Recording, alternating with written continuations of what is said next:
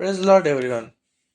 आज हम इस वीडियो में देखेंगे बाइबल की दो किताबें जो बाइबल में मौजूद ही नहीं है। जी हाँ, क्या आप जानते हैं कि बाइबल खुद ऐसी किताबों का जिक्र करती है जो आज बाइबल के अंदर मौजूद ही नहीं है। जब हम ओल्ड टेस्टामेंट पुराना नियम पढ़ते हैं तो वहाँ कुछ लॉस्ट बुक्स के नाम आते हैं। आज हम ऐसी ही दो रहस्यमय किताबों की बात करेंगे, the book of the Wars of the Lord और द बुक ऑफ इनोक, मतलब यहोवा के संग्राम की पुस्तक और हानोक की पुस्तक। हम देखते हैं गिनती 31वें चैप्टर के 14 वर्स में जिस पुस्तक का वर्णन है वह है यहोवा के संग्राम की पुस्तक। यह किताब पूरी तरह से खो चुकी है, लेकिन विद्वानों का मानना है कि यह गीतों या कविताओं का एक कलेक्शन था। इसमें उन महान लड़ाइयों का वर्णन था जो इजरायलियों ने परमेश्वर की मदद से लड़ी थी।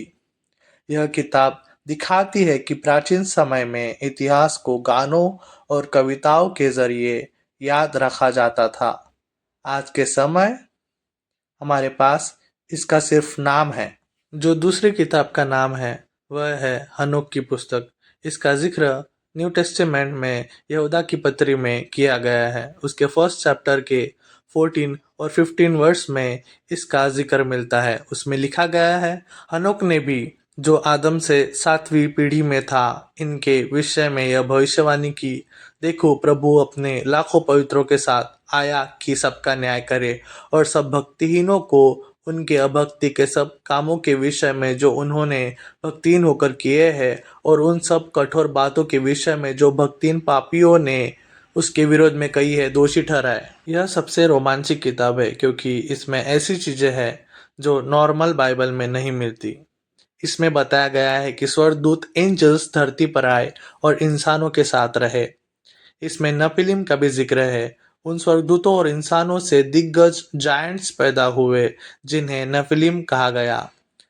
हनोक की किताब में इस बात का भी वर्णन है कि हनोक को स्वर्ग की यात्रा कराई गई और उसे ब्रह्मांड के रहस्य, एस्ट्रोनॉमी, स्टार्स के बारे में बताया गया। अब हम देखते हैं कि इनको क्यों बाइबल में रखा नहीं गया या ये बाइबल का पार्ट क्यों नहीं है। जब बाइबल का कैनन किताबों की लिस्ट तैयार की जा रही थी तब केवल उन्हीं किताबों को शामिल किया गया जिनकी ऑथेंटिसिटी पर कोई शक नहीं था। कुछ किताबें सिर्फ ऐतिहासिक जानकारी के लिए थी।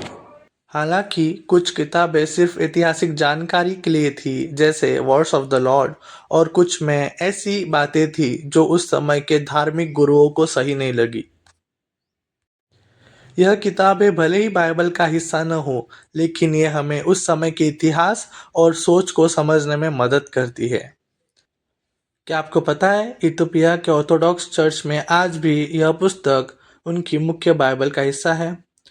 क्या आपको लगता है कि हनोक की पुस्तक को बाइबल में होना चाहिए था? अगर आपकी कुछ राय हो तो आप कमेंट में बता सकते हैं।